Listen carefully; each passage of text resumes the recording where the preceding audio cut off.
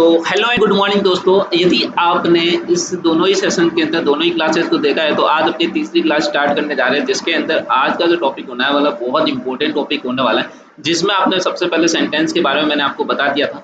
और सेंटेंस के बारे में आप बहुत अच्छे से जान गए होंगे कि किस प्रकार के सेंटेंस होते हैं, किस तरीके से प्रेडिकेट को देखा जाता है, किस तरीके से सब्जेक्ट को देखा जाता है। उसके बाद मैंने आपको क्वेश्चन मार्क के कुछ एक्सक्लेमेशन मार्क के सेंटेंस बताए थे, जिसमें फुल स्टॉप कहाँ लगाना है, क्वेश्चन मार्क कहाँ लगाना है, और आपको यदि कभी कभी सैड होते हो, इमोशन होते हो, तो वहाँ पे क्या लगाना है, वो सभी भी मैंने आपको बता दिया गया था, अपने इमोशन को कैसे बताना है। तो आज हम यहाँ पे कंटिन्यू करने वाले हैं दूसरे सीरीज में, जिसमें आप देखने वाले हो डिक्लेरेटिव सेंटेंस।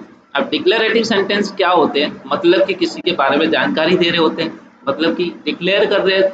नाम सुनते ही यह समझ में आ जाता है कि यह किसी के बारे में जानकारी दे रहे होंगे। लाइक कैसे, जैसे मान लो ये क्या है, एक मिक्की माउस है, जो आई होप गाइस सभी जानते हैं कि एक मिक्की माउस कैसा दिखता है। तो ये देखिए ऐसा दिखता है। तो डिक्लेरेटिव सेंटेंस के अंदर इसका क्या रोल है, तो देखते हैं। जिस सेंटेंस में हम किसी को इन्फॉर्मेशन दे रहे हैं, या हम किसी को इन्फॉर्मेशन बता रहे हैं, या कुछ बता रहे हैं उसके बारे में। जैसे कि मैं बता रहा हूँ मिक्की माउस के बारे में, बहुत अच्छा एक कार्टून आता था जिसको देखने में मजा भी आता था।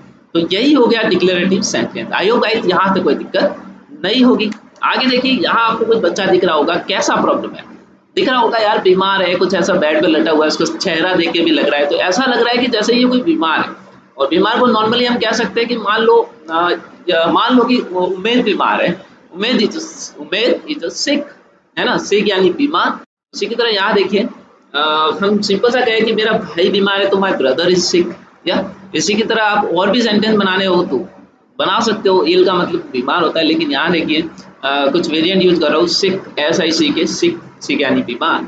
इसके लिए ये वर्ड आप यूज कर सकते हो, और अट्रैक्टिव भी लगेगा। सेंटेंस बिगनर से एडवांस लेवल तक जाएगा।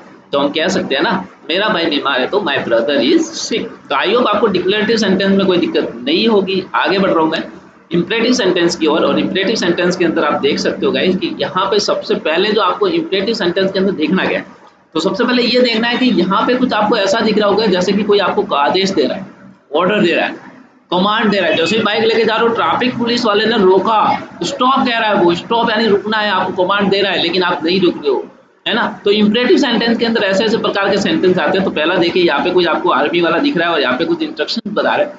जैसे कि अगर हम किसी को कोई कमांड दे रहे हैं या कोई ऑर्डर दे रहे हैं या किसी से कुछ डिमांड कर रहे हैं, है ना, जैसे कि यह बुक मुझे दे दो, यह बुक मुझे दे दो। हम क्या कर रहे हैं, यहाँ पे ऑर्डर दे रहे हैं, ये बुक मुझे दे दो, मतलब कि pass me to this book, pass me to this book, यानी कि आप यहाँ पे सिंपल सा ऑर्डर दे रहे हो कि साहब ये बुक मुझे दे दो, पास मी टू दिस बुक। 9 बजे पहुंच जाना, मतलब आप किसी को कह रहे हो कि 9 बजे पहुंच जाना, है ना, डेफिनेटली बता रहे हो कि इतने टाइम पे आपको यहाँ पे पहुंचना ही है, आप ऑर्डर दे रहे हो।